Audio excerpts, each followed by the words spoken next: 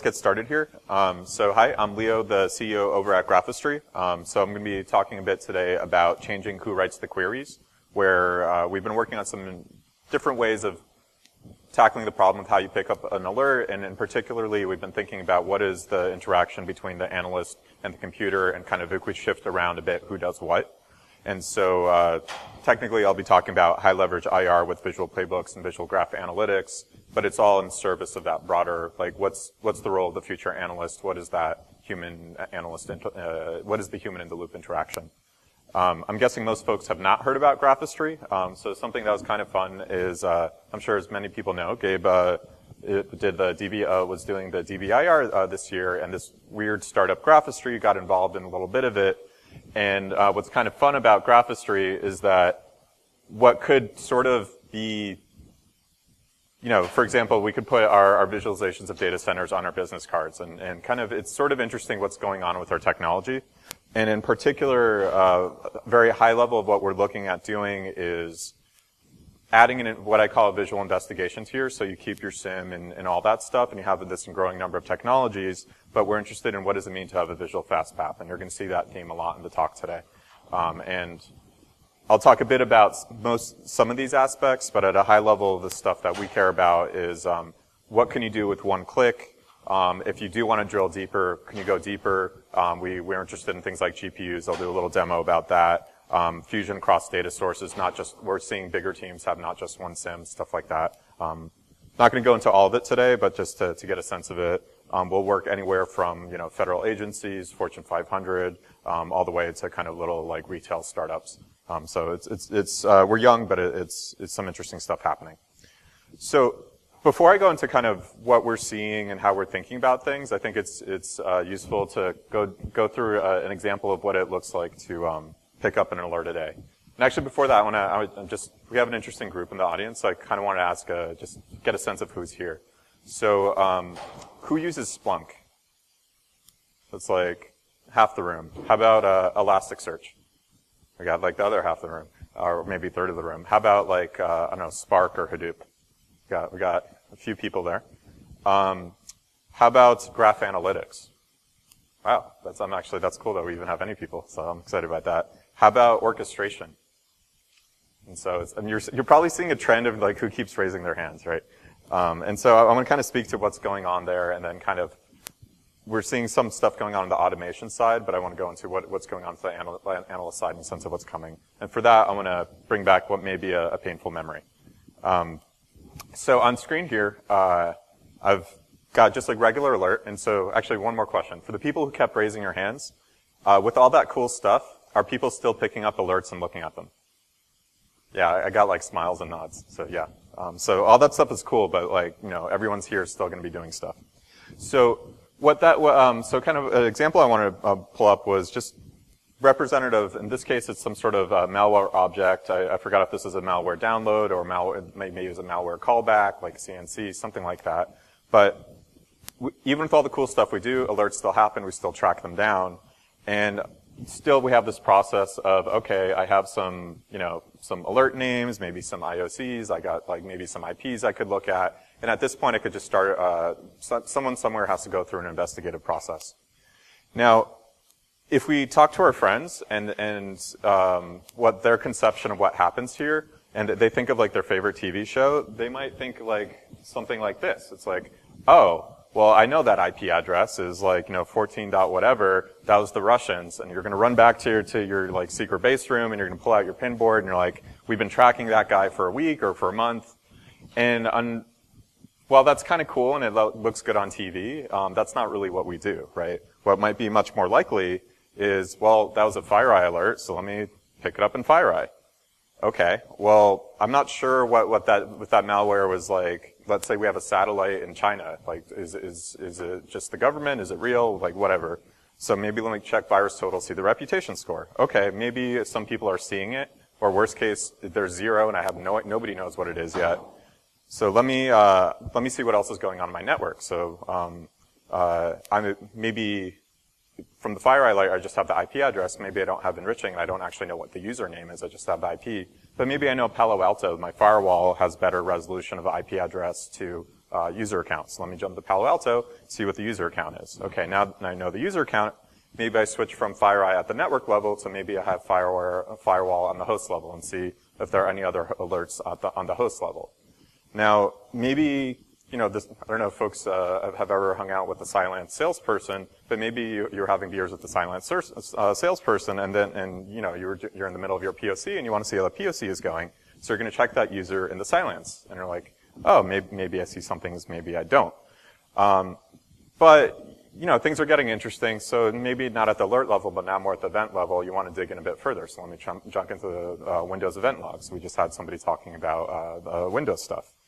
Okay, maybe I see stuff, maybe I don't, but really, this is why we're supposed to be using a SIM. So this is kind of interesting, so I don't really want to just check that immediate incident. Maybe I want to jump to the SIM, and I don't want to just look at the this morning, but maybe I need to look back an entire week. Like, what else is going on with this thing? And so and now what's worse is, I kind of have to start over that process. I'm jumping between different data sources. And now you kind of wish that Cylance salesperson was like, back for another drink. Like, and this is normal. Like that, it's not the stuff on TV. This is just like the everyday stuff. So, it's gonna get better, but we need to work to get there. And so that's kind of what this talk is about. And I think interesting things are happening on automation, but you're still having analysts picking up alerts, so the question is, what is that future? And so today I want to talk about a few things. I'm going to start with kind of what's going on with automation in terms of that analyst experience, but then I'm going to introduce some kind of interesting other things happening around graph, around visualization, and kind of something very strange about Graphistry's GPUs. But I want to start with the automation because I think that's forefront for a lot of people's mind. And the thing is, I think as not just as security people, but as just people who do computers, we're in this kind of weird love-hate relationship with automation today. So as an example, if I go to my inbox, and so I just opened this up last night, it looked like I have about 700 spam messages. And I haven't really checked my spam folder for a while. And I feel pretty good about automation doing that. Like, I'm not going to turn it off ever, basically. But as soon as I want to go away from that basic detection and I want to start, the question is like, for example, am I going to trust Google to write my emails for me, for example? Maybe I could do an auto response of like, I could set an autoresponder like I'm on vacation or something, work from home, something like that, sure. But I'm probably not going to turn on an autoresponder to my boss. Or, well, I mean, try it for a month and see what happens, see if they notice, right? or maybe, like more seriously, like I'm probably not going to set up an autoresponder if there's like some vice president emailing me, if like somewhere else around the company, or worse, there's like a customer all the way at the end. Like you don't really want to have that. Like there's kind of these limits of where we're going to go. Like we still want automation, but somehow, nobody in this room is really worried about their job. Like all the people I talk to are hiring analysts, they're not firing analysts. And so this is where we're kind of starting seeing this tension of, we all know we need to automate, but how, right? Like somewhere we know there's this wall. And maybe as a quick question here, and who here does machine learning in any sense of machine learning? That's actually really impressive that there, I think it was 4 people, so that's cool. And so this might resonate, and I think this is an experience that everyone else in the room you're going to start feeling. And so I like this XKCD on the right. And so this new guy walks in and he goes to his friend. This is your machine learning system? And then the friend proudly states, yep, you pour the data into this big pile of linear algebra, then collect the answers on the other side. And then the friend asks, what if the answers are wrong? And then our system builder responds, just stir the pile until they start looking right. And it's these weird black boxes that like you want to add to your system, but it's kind of scary if your email autoresponder is like that's how you play with it. You just kind of whack it on the side and then hope you see some more examples, and then that's your auto response. Like that's a little, you're going to get some complaints, if you don't get fired, basically.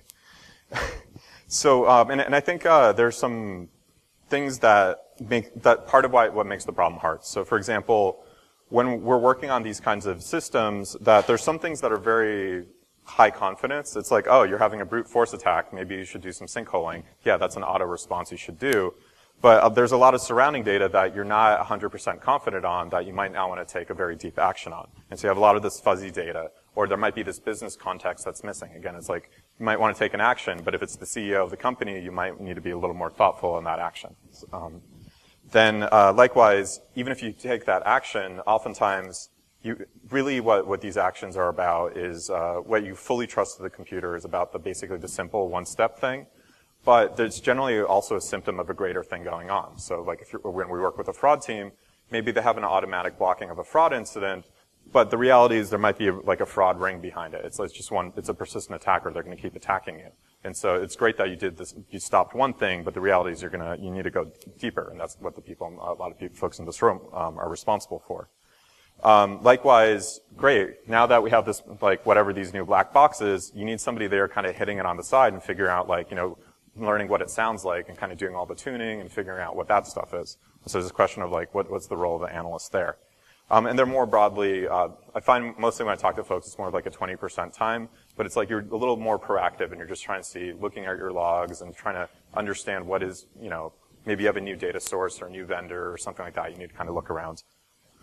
And so, analysts are still responsible for that special something, and so it's kind of a shifting thing of what that is, and there's always like responsibilities coming on and coming off, but like that's basically that makes us very curious about like what is the future of the analyst, what is the future of the human in the loop. However, what's kind of interesting is when you talk to these data people, that they like using words like orchestration and enriching and analytics and APIs and machine learning and stuff like that, but what's interesting to me is when I look at what an analyst has to do, and you work with a case manager, you pick something up, you might jump between some dashboards and search tools and report tools. Maybe you write stuff down in Excel and or Notepad is like, oh, that IP is interesting, that username is interesting, and then maybe you take some commands. That's actually, all the data stuff is just really fancy ways of saying the same thing. Even when you actually dig into a machine learning algorithm and we say, oh, we're doing a high dimensional, clustering algorithm, whatever, that's a really fancy way of saying, oh, I saw the IP address in two parts of my CSV, and I figured out there's a correlation there. There actually, once you dig down, there's actually a lot of interesting similarity. And so what gets very interesting to me is once we realize they're the same, what I start thinking about is when I'm doing the human in the loop stuff, when we are picking something up, and whether we're doing it for a response reason or a hunting reason or auditing reason, how do we benefit from all the stuff on the left that we normally associate with auto response, but how do we start adding that into the actual human in the loop process? Like it shouldn't, we have all that stuff, we bought all that vendor stuff, how do we start using it when I don't want to just jump into Splunk and write queries in Splunk, right? How do I use all that stuff on the left? So I'm going to do a little example of just one path through that, and then for the rest of the talk, I'll be kind of breaking down different aspects of how to think about that stuff a little differently. So for the example, and part of what's driving a lot of this is, let me go back here one more step, is each of those actions on the left, you can think of like computer queries or computer actions sort of doing these things. And if you kind of think of what the computer is doing, it's doing this sequence of queries with, it's basically generating all these queries and commands. I think it's interesting to look at what we as an analyst do and say, hey, could I sort of drive the computer, like can I generate all these queries or can I generate all these commands? I still want to be in the loop and I want to be in the process and I want to be in control, but instead of me manually doing them, how many of these things can I, just by one click of a button or 5 clicks of a mouse, that kind of thing, how many of these can I kick off? Could we maximize, one thing we talk about at Graphistry is queries per second, or queries per minute. If this is what it means to be fast or this is what it means to be thorough and comprehensive, how many of these things are accessible to me and my team? And so with that in mind, I'm gonna kind of walk through a simple example. I'll do it for the case of the malware download where I just kind of need to figure out what's going on. But it's gonna kind of change what it means to be human in the loop, and I really want to focus on still having the analyst do stuff, but having more leverage at each step by having the computer doing all those things we normally associate with auto response, but now bringing it into that investigative mindset. So what I'll go through is basically, I'll do it for Splunk. I feel like there are religious things about Splunk, Elastic, Hadoop, and kind of SIM 2.0 stuff. It doesn't really matter for the purpose of this talk. Like Graph History actually works with multiple of these. But it's really think of the concept. So from more of a, maybe a tier 2 perspective of like an IR view of being more in the responsive mode, at some point there's a thing you pick up, whether it's from an email, a case manager. At some point there's an alert or like an IP that you have to do things with. And the idea, and kind of how, just the same way that you don't really want to log into a box to look at stuff because you already know your productivity is shot. What we don't want to do is manually write Splunk queries and jump between a lot of tools because our productivity is shot because we're doing all that stuff that we want the computers to do. So the idea is I'm going to show jumping from the case manager not into manual jumping around, but into essentially a pre-built template. It'll do a lot of data gathering from across data sources. So think of that example I just gave of looking at FireEye and Cylance and Windows and maybe some threat intel, that kind of stuff. Gathering and correlating it. But the crucial thing is, instead of generating a static report, now we enter a human-in-the-loop process. We're actually kind of step 2 of the human-in-the-loop process. And there I'm going to be looking at 2 things. One is, based on the data that the system brought in, how do we interact with that? So I'll show some fun stuff. And then 2 is at any point in time, I might actually need to get more data. I might need to pivot around. Stuff that the automated system was kind of too dumb to do. But me as an analyst, I know like, oh, that's interesting. I should, look around more here. And so instead of it being a pre-built template that's just very static, I want to actually have that part of my interactive experience. But again, each step, we'll be thinking about how many queries the system's doing for me. Okay, so let's do a quick example.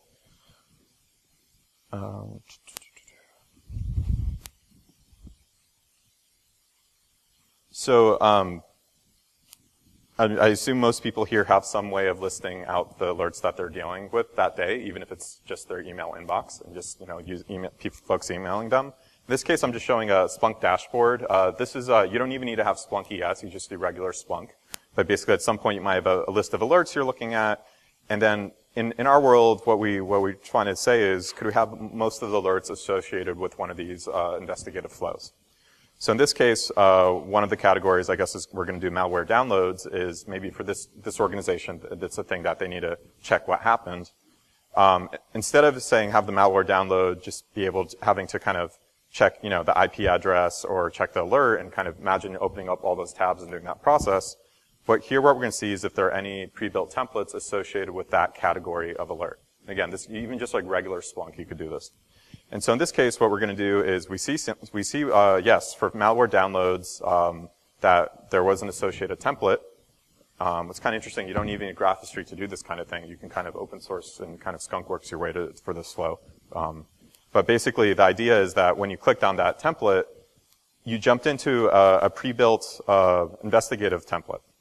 And some things by that link are done for you. So for example, I never had to fill in the time range that I'm going to be bounding all the queries on, when whether it's within Splunk or outside of Splunk, it's just there.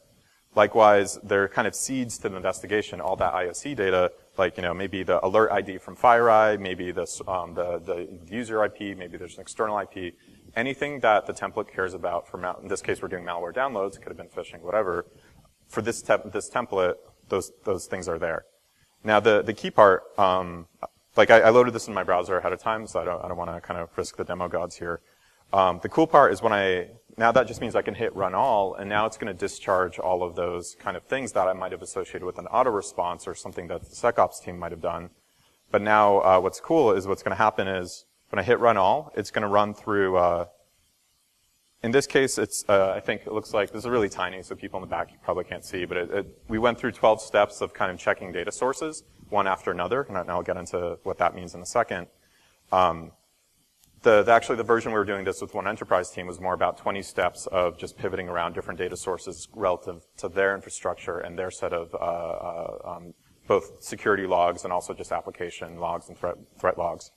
But the cool bit is, when they hit run all, they waited about 30 seconds, a minute to kind of jump through stuff that you normally would have manually done, but now it's baked into this thing that that you just hit one button. It brought it on screen. We have different ways of looking at it, and it's actually a little hard to see. The way I'm showing it right now is really made more for explaining, for building these workflows, but I think it's useful for, right now I'm just trying to give a concept of what we expect the software to do. And what basically happened is we have multiple steps or pivots that, whether it's an analyst or a script, that are going to go through. And what we see for each step is the kind of the different types of data it brought in. So for example, on the first step, we put in an IP address and alert ID.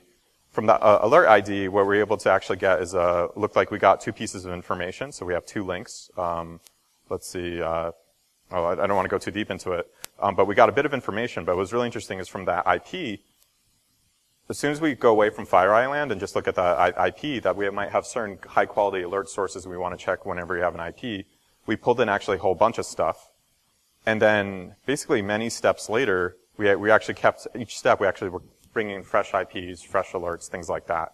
So if I was going to manually have done that process, each time there's like an entity that got brought in and their edge is coming out, I normally would have manually kind of clicked in Splunk, or at worst, like wrote a query in Splunk to pull that in. This is not necessarily how I want to look at the data, but I just want to do this way of showing the data just so you can kind of get a visceral sense of, like, I don't know the total number of kind of pivots. It's not just like the depth of the tree, but actually the breadth of, like, each time there's like a node where stuff comes out, that's essentially a new query that you would have done manually. So it's kind of interesting just how much work, or if you're thinking about the Splunk queries that were running underneath, if you actually wanted to go that deep automatically, what that would have been. So, and also I want to point out here, maybe let's pick a couple of the pivots. I was talking about the FireEye example, like, you know, what else does FireEye do here? But as another example, it could be, for example, virus total. Is like, I don't want to know just inside my network. Probably your better analysts are kind of used to using a lot of the open source intelligence stuff or whatever threat frameworks. They're used to that stuff, that they feel comfortable going there and kind of clicking around there. Maybe they have their own favorite stuff, and each person has their own favorite things. But now it's baked in, and so everybody on the team benefits from it. As soon as one person figures it out, now it's just baked into that template for everyone else. So whether internal data, external data, doesn't matter. You can always just grow these. Okay. So I'll be revisiting that example in a little bit. But right now it's just about purely the data gathering process. So you probably noticed I was doing a graph representation of that rather than just normal bar charts and lists. I do like bar charts and lists, but I do want to take a bit to talk a bit about, when we're having the computer do more, why it's actually interesting to think in terms of graphs. So if I just did a bar chart of like the computers involved in that incident, let's say I had a bar chart of the IPs, it's kind of hard for me to know if there's a relationship between any of those 2 IPs in the bar chart. Like if each bar is a bunch of IPs, maybe split on severity, I don't know what's going on, right? What makes them interesting? So by showing things like as graphs, and I'll show other representations of graphs, we can actually visually see some interesting phenomenon.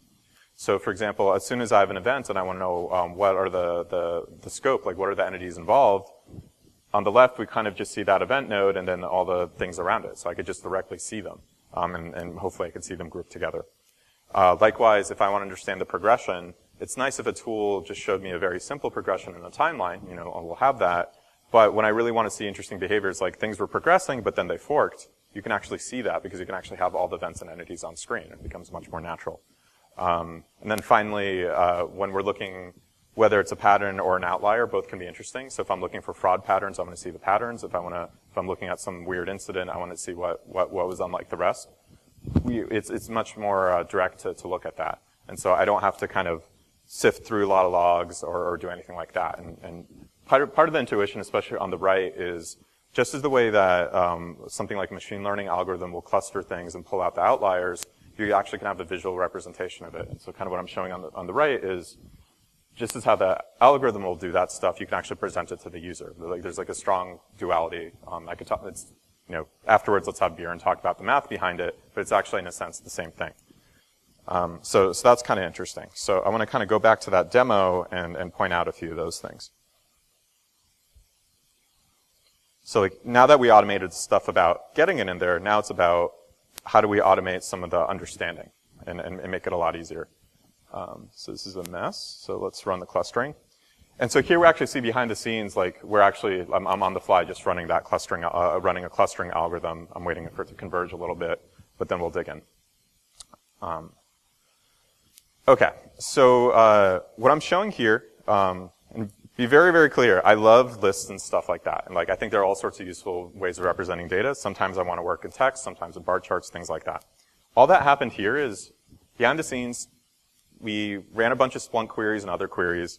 Instead of having 12 tabs of Splunk open, we just stapled all the results into one big event table.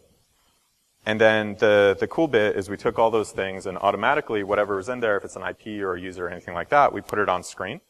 And now we have it fully exposed for different visual elements. So for example, I see that most of the incident, happened on some time range, but I can see on the right that there's like also one little blip very at the end. I don't know if it's a cleanup action, something like that.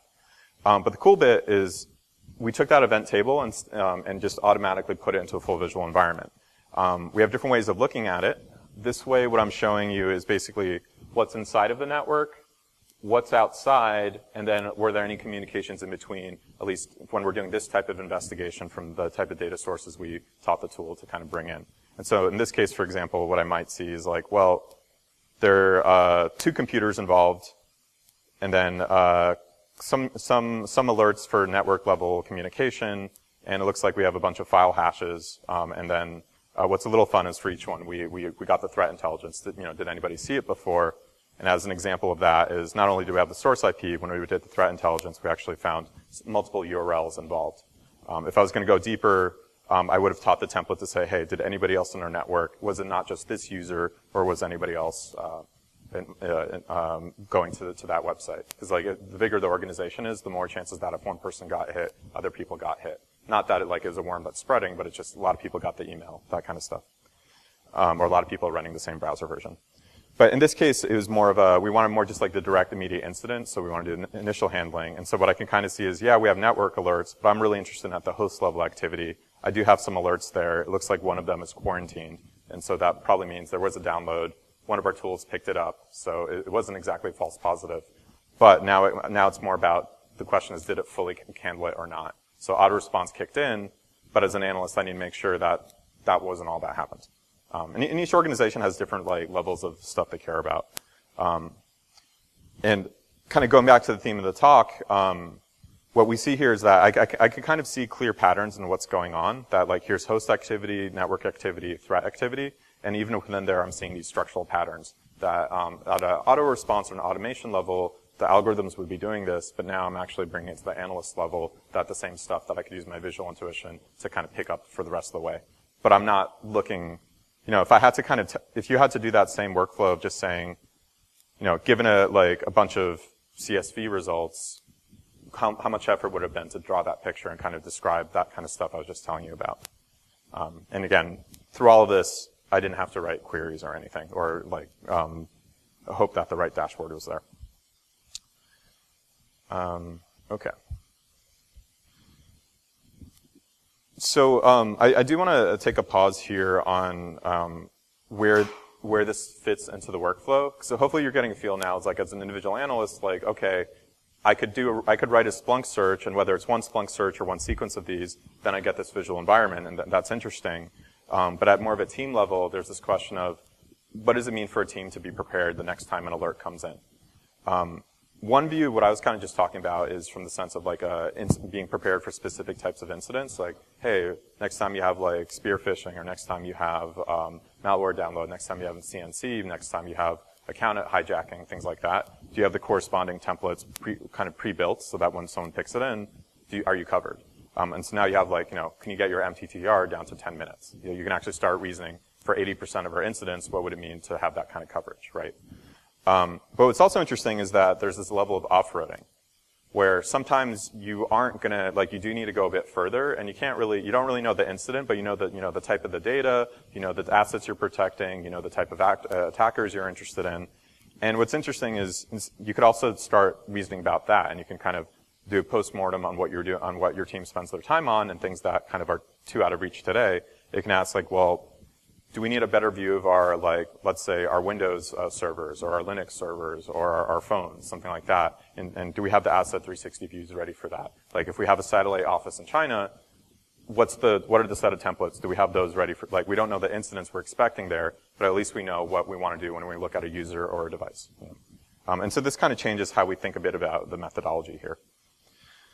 And once you start doing that, certain things get a bit easier. So at least for a good chunk of your incidents, you can actually start, instead of relying on your MSP to kind of have a good response time and hoping when they send you that email that you're not going to get bogged down repeating that work, maybe your entire team, instead of having the MSP, you just run your template. And now you can ask, what is your mean time to response? Or how fast can you pick it up? And when you pick it up, how fast can you at least do the 10 steps deep level of analysis? And then in terms of your team, you can say maybe Jane and Karen and Tim are really amazing, but we have that new guy Freddie, and he kind of gets network stuff, but doesn't really get host stuff, and he doesn't really know what's going on outside of the corporate IT environment. And so could you actually start having them onboarding with the templates and learning with it? And you're starting to see this is more as an organization, you can start changing what's possible. I'm gonna basically leave it at there. But it's once you start questioning what the human does and what the automation does, I think a lot of interesting things happen, and both at the individual level, but also at the team level. Now I want to do another example here. What I've shown so far is bootstrapping the investigation. So don't start at step 1, start at step 10. And then when you are looking at stuff, how do we kind of look at it? The next thing I want to look at is when we are going to write further queries to, for example, bring in new data or to kind of explore it, can we eliminate some of those queries? And some more about interaction. So I'm going to do a fun demo here. It's kind of one of our older demos, but I really enjoyed it because this also lets me start talking a bit about the GPU side. So here, we were working with a client. They had a bunch of ArcSight data, is a Fortune 500, so it's a ridiculous amount of data. And they ended up dumping into Hadoop cluster. I'm using something called a Jupyter Notebook. We find has anybody here actually used the Jupyter Notebook before? That's really cool. So thumbs up. If you haven't, it's a fun time. This is really inappropriate environment for any tier 1, tier 2. It's just a time suck. But what's fun is, you write your Splunk or your Spark query in here, and then what we're interested in for this case is, we just wanted to help that, or is a really big organization, and they're struggling to say what are the assets on the network in North America, and then if we're going to say what are our top 10 things for this day, just getting a feel of through out of 100 million events or 1 billion events, what the heck is going on.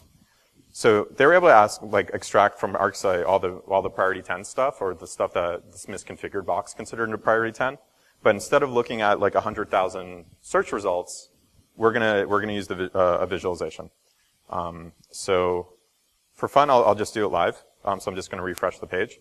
We're gonna for this view, we're gonna look at about.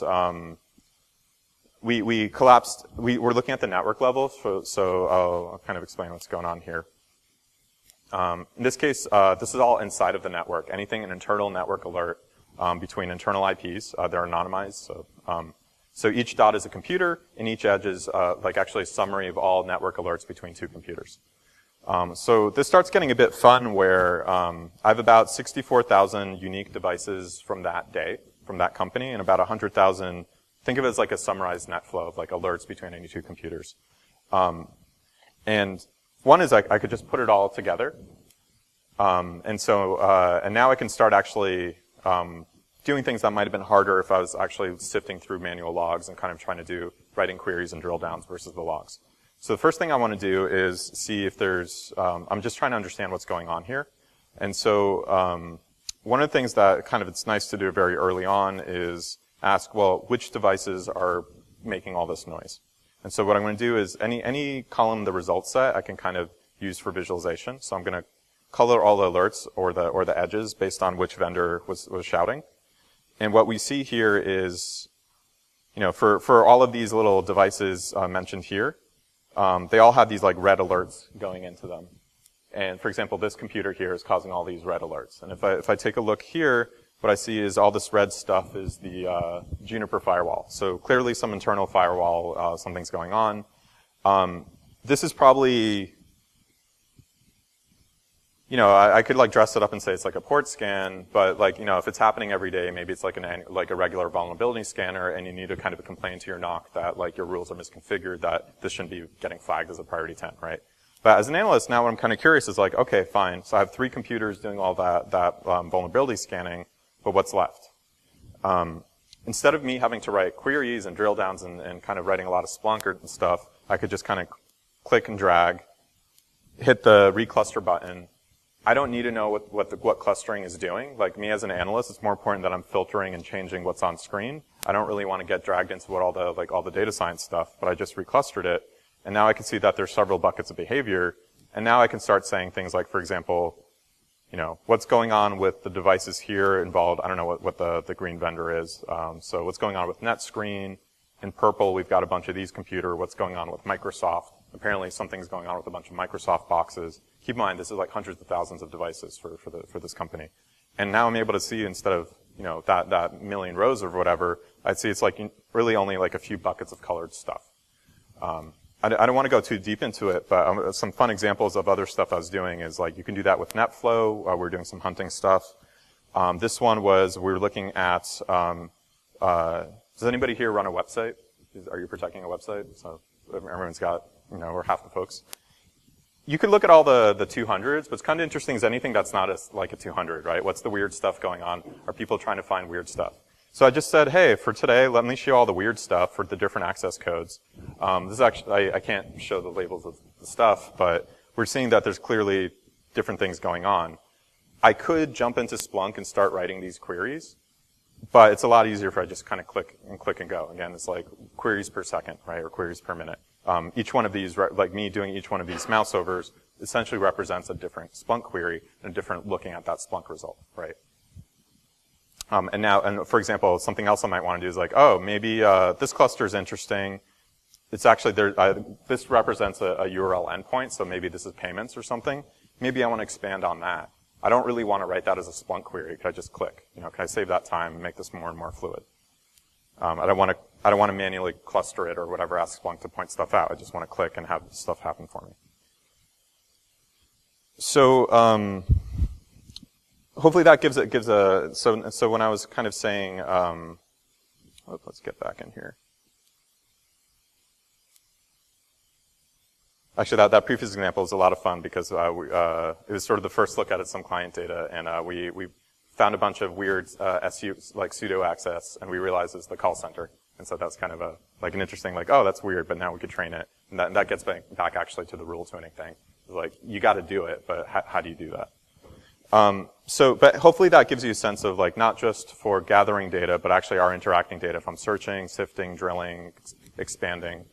By having, thinking about that human in the loop and what that technology is, we can do a lot better than kind of what the normal, Splunk or Elastic or Hadoop experience is today. And I think Graph ends up being very nice, not just for the analytics, but actually for the interaction. One thing I do want to note here, where the GPU stuff is coming in,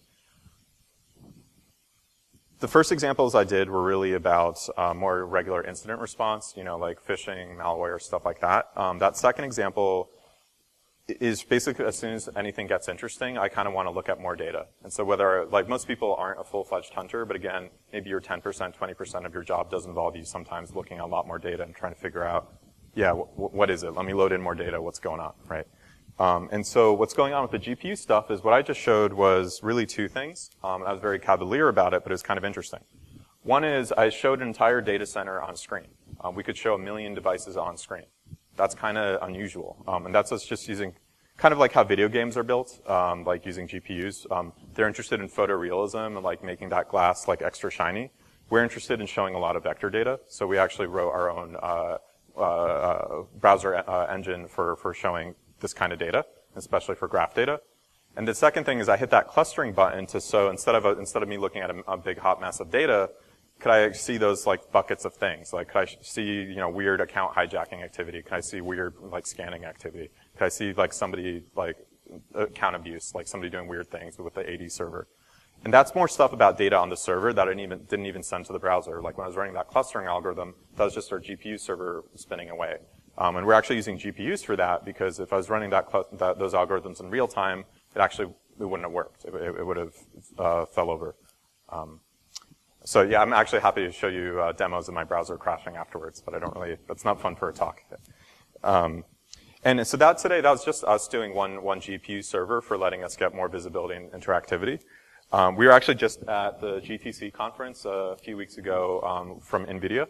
And Nvidia I used to associate as a video game company, but over the last few years, think like self-driving cars, machine learning, they've kind of reinvented themselves more broadly as an analytics company. You hear mostly in the news about AI, but there's a broader look at hey, could we do better than Hadoop with GPUs? Can you do all the way from your data warehouse all the way to what's on screen, kind of what I was showing you, without ever touching a CPU?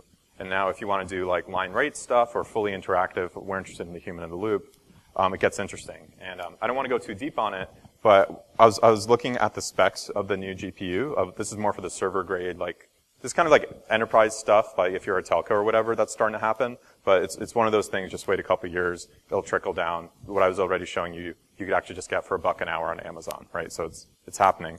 But the specs are interesting. So let's take a look at a few of it. Oh man, this is cut off. So it's one box. So one of these big boxes basically eliminates an entire rack of boxes at Pixar. So you take a room at Pixar or one of these movie companies, and you take that room and turn it into one box. So we are talking about a rack, but it's now, instead of $5 million, now it's $300,000 or $100,000. But within that, you basically get 2 petaflops per second and half a terabyte of on GPU RAM. So you have CPU RAM, whatever, but for example, I don't know, who here ingests less than 1 terabyte a day? Okay. And what? Yeah. And okay, actually, yeah, I'm kind of curious. Well, actually, yeah, that might be an interesting experiment to do after. But basically, you can stream about half a terabyte per second into one of these boxes. And so it's kind of changing that as soon as you're talking about any level of load, that we're actually seeing Comcast, Verizon, folks like that are actually starting to experiment with these boxes to change what's possible. And then, like I said, you can kind of get the single GPU version just on Amazon. So this is more R&D for Graphistry, but we're kind of looking at it and we're like, holy geez. You don't use it as your database, but in terms of your compute stack, anywhere you'd use Elk and stuff like that today, or Splunk, this is basically coming. So, stepping back, hopefully I gave you a bit of sense of what's coming, what's already here, what's coming, but more broadly, even if, you don't choose to work with this weird startup Graphistry, a bit about how to think differently about the human in the loop and kind of what you're asking you and your teammates to do, and how your team thinks about getting the computers to do more. And so in particular, for us, what we're finding interesting is pairing different types of incidents or assets or other types of investigations with these templates, but instead of doing the traditional notion of an orchestration playbook, what does it mean to have a human-in-the-loop interactive investigation template, a thing that you could click around and do this stuff? And there's actually an interesting duality that, in my opinion, basically, almost for every auto response, you really ought to have if you're going to have a ticket coming out of it, you don't want a ticket coming out of it. You really want one of these templates coming out of it. That really starts changing how you think about it. And then there's also this weirder stuff that you can't just do, click, click, click, click. And for that, starting to increase the visibility support, but doing it not just you're not going to connect Tableau to your, or Excel to your SIM, but you want a thing that lets you generate, basically behind the scenes, it should be generating a lot of queries for you and kind of eliminating a lot of the stuff that you would have been doing by hand. And then the final bit is just my personal opinion, but I think I'm hoping some of the demos will back me up, is that GPUs are crazy. We're doing things just for the visualization and a bit of that interactive analytics. There are a bunch of other cool startups doing other cool stuff, and we're actually working on something called the Go AI, I don't know what it's called, it's an initiative, something like that. But we're basically working with a bunch of startups to go all the way from your database to what's on screen. Like your data warehousing, your OLAP or your database, your data cleaning, your analytics, your machine learning, your visualization, all that stuff. There's actually GPU companies doing each one of those, and we're actually working to it's not like a big proprietary vendor that does all the things, but it's actually working on having them all connect together and speak together, and even actually work with legacy systems like Hadoop that are still CPU bound. So hopefully you're getting a bit of the taste of the future here. So with that, I think I'm between everybody and lunch, so that might be a good time to stop, and if there are any questions or anything. But thank you. Oh, yeah, that was awkward.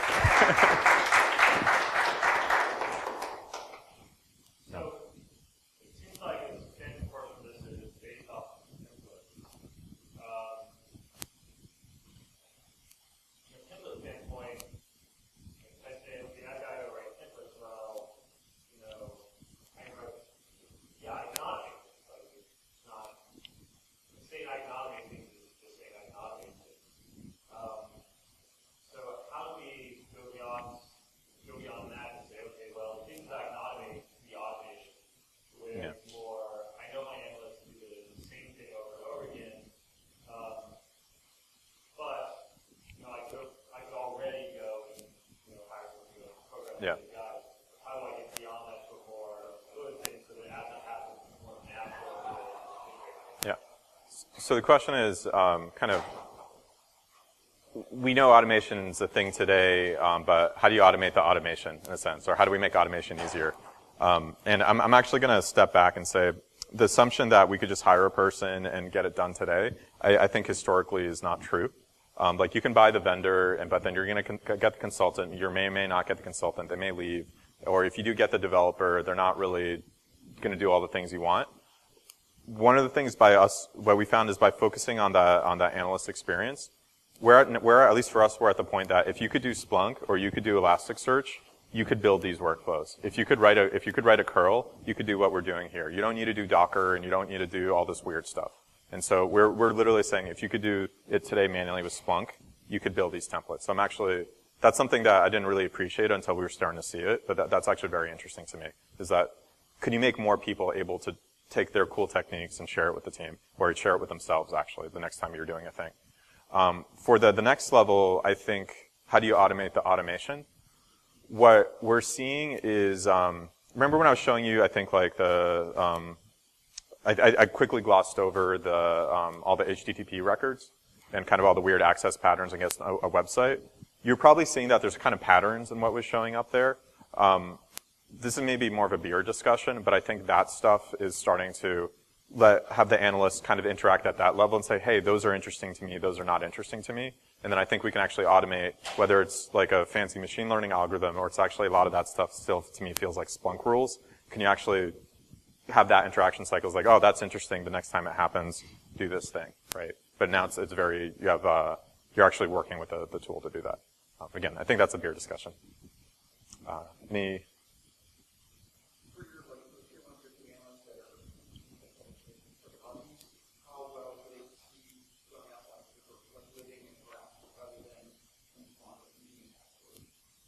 Yeah, I can't speak a lot to tier one. I think that's something that, like I'm a scientist by training, so I don't like to oversell, right? I think we're starting to see stuff there. Like we'll see a lot of like, an outsourced team. And what we'll see is like the team lead will like, hey, this is the right thing to do. They set it up and then the outsourced team or whatever will do that. Or like the internal tier one will do that. They're kind of happy that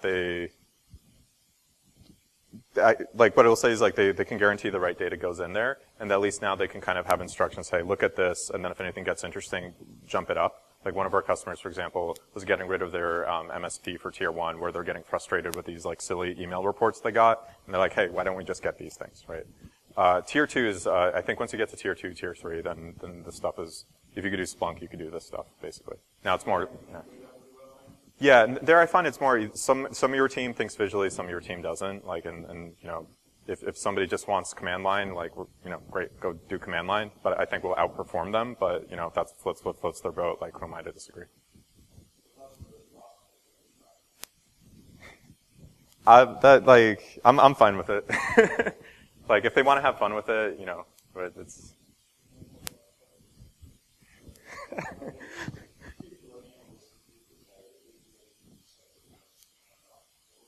Yeah, but I want those people building the templates, right? Like, because they really get it deeply, and so, Are you compared to any other graphing companies right now?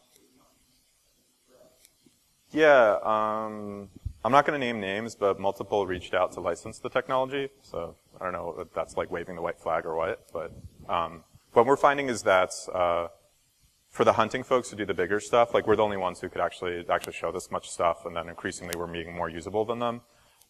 What's interesting is that stuff is really too hard for tier 1, tier 2. Like you don't want to start somebody with an empty canvas, right? Like that's a non-starter. And so a lot of what we're looking at is like, how do you just make that the thing happen? Can you actually see it? And those guys aren't thinking about it. Well, when you talk to your normal security vendor, they're not going to like invest millions of dollars on building a good user experience. Like for them, the visualization is like a checkoff, right? It's like, here's your timeline. So, I'm not saying they're bad software. It's just that's not where they invest their resources.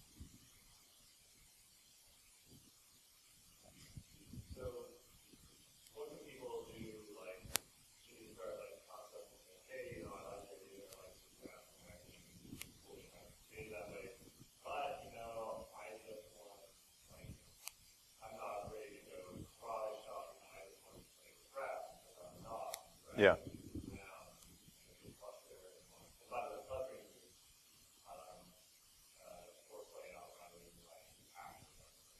Yeah. So 2 questions. One is the clustering algorithm.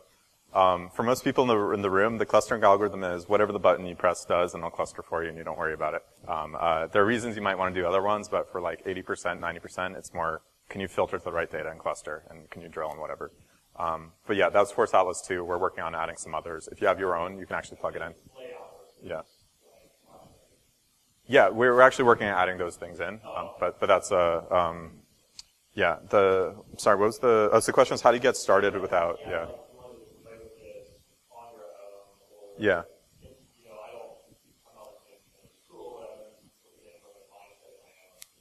Yeah.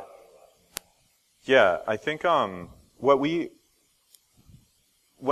maybe more broadly, how do folks get started with this stuff? I think there are 2 ways. When I work with an enterprise, the way I like to do it is where does your time go today, or what are you trying to figure out the most? So like you can ask people, like you always have that, 20% of our time is like this kind of ticket or like this category ticket, right? And so normally what I say is like, what do you do there today? Could I just turn those Splunk queries or whatever into a template? Will help folks out. If you're going to implement your own thing without us, I would recommend you do that. It'll take longer because you're building stuff, but I would recommend that first. And I think that's a very pragmatic answer. And then the question is if you want to do this graph stuff, 2 things. One is, are we not recording anymore? All right. Well, I shouldn't say this publicly. Whatever. Yeah. So yeah, I'll just say, just ask me for an API key. You won't get the full enterprise thing, but we have data science users who we just give API keys to. And there's I mentioned something called Jupyter earlier in the talk. It's cool, but it's a little hard for most of your team. But at least we have examples of, connect to Splunk, run Splunk query, get a graph out, and you'll get all this stuff. You won't get the templates and whatever for your actual flow, but at least you can try, what do 100,000 failed requests look like from today? What are all the people doing weird stuff with our payment system today? You can actually look at that. What are all the failed logins from today? We do both. So for us, if you want to just play with it, we give an API key and it'll you use our public service, and so you just connect to it. For the actual environment I was showing you, it's a Docker, so either you run it in your cloud or you can put it on a box. Yeah. So I think I'm between people and lunch, so this is a dangerous position to be in. All right. Cool. Thank you, everyone.